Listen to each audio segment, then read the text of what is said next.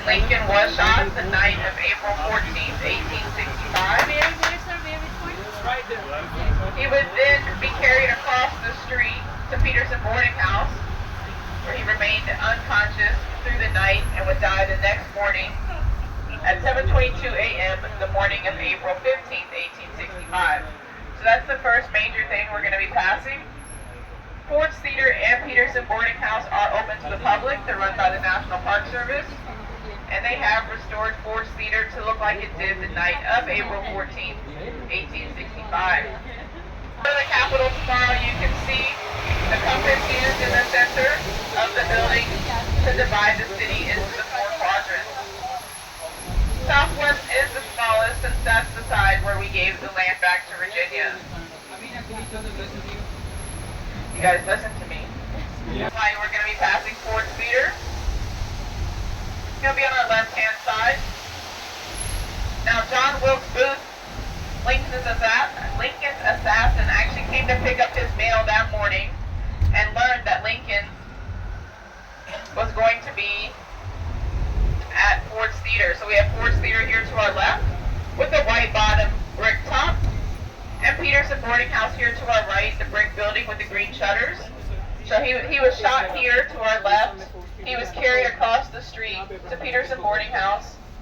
Now, the beds there are about 4 feet long, and Lincoln was 6'4", so he had to kind of lay it at a diagonal overnight.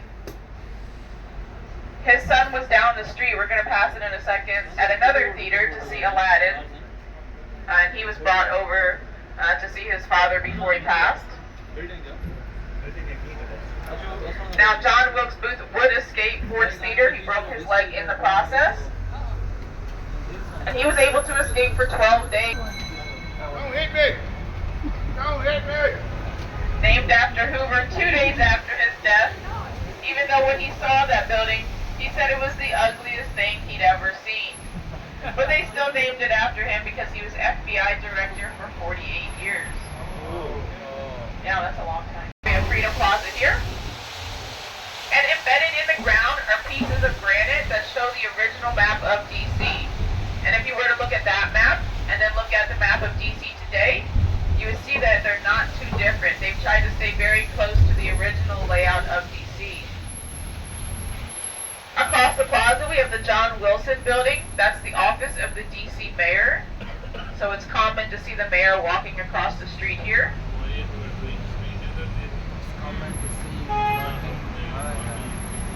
Now across the plaza to our left at a diagonal with that red roof, that is the White House Visitor Center. Now the White House is just ahead of us past those trees. And so the White House Visitor Center is here across the street. They have a large-scale replica of the White House. They have photos and film of the events and residents of the White House. And they have FDR's desk where he added the panel in front to hide his wheelchair.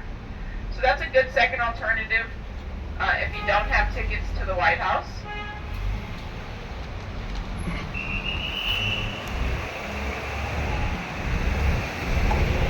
We're coming up on the Willard Hotel here to our right. This is the oldest hotel in DC.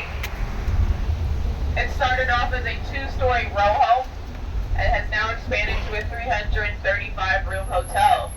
And this is where Martin Luther King stayed before his famous March on Washington.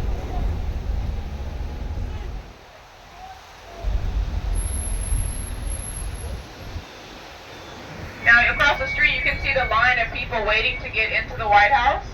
They take about 6,000 visitors a day for a self-guided tour of the East Wing.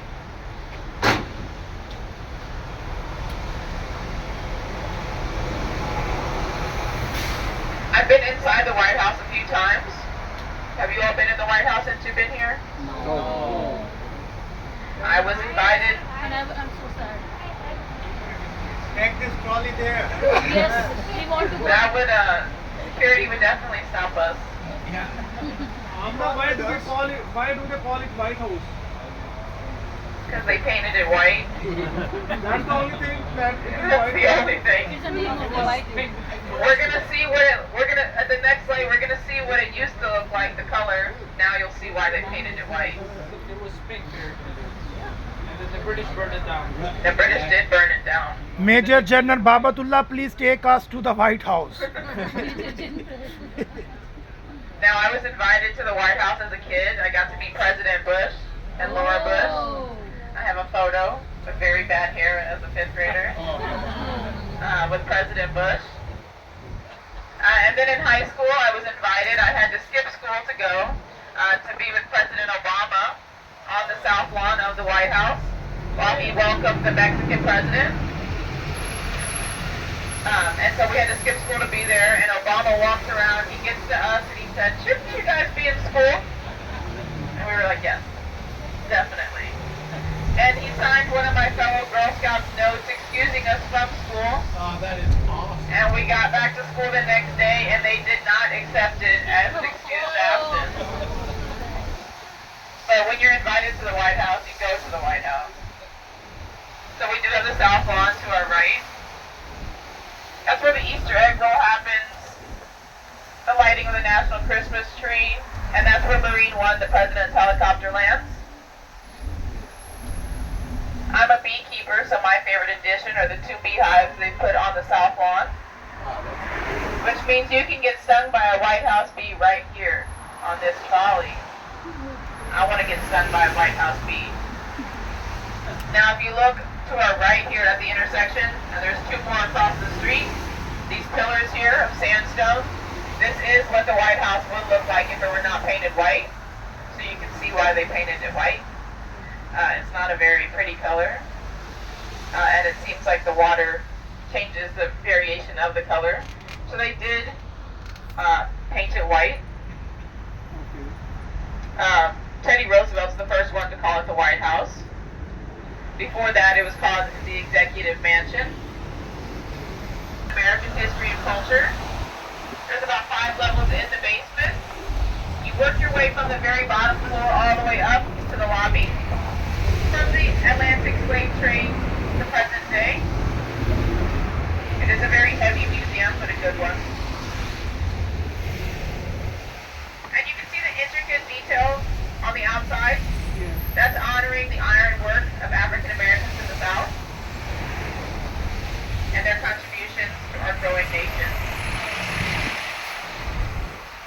We have the Washington Monument to our right.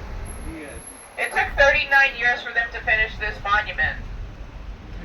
And you'll notice this is a monument, but Lincoln is the Lincoln Memorial, and that's because the memorial starts after the person has passed away, while the monument starts while the person is... So they had to go to a second quarry, and if you look about a third of the way up, there's some darker stone, which they didn't like as much. So they went to a third quarry in Baltimore, Maryland to finish it out. It stands at 5. There's no metal there holding it together. It's just being held together by its own weight and friction. I cannot tell you about their view because I refuse to go in it. It's a little bit too tall for me. But you do get about 25 miles. Their mission is to show what international and national apathy can do by showing the experiences of those during the Holocaust. This is also a very heavy museum. To the White House and military academy diplomas. They say the average age of a $1 bill is 18 months. Now you can go inside and take a tour and watch them make money. And at the end of your tour, they will give you some free money. But it will come straight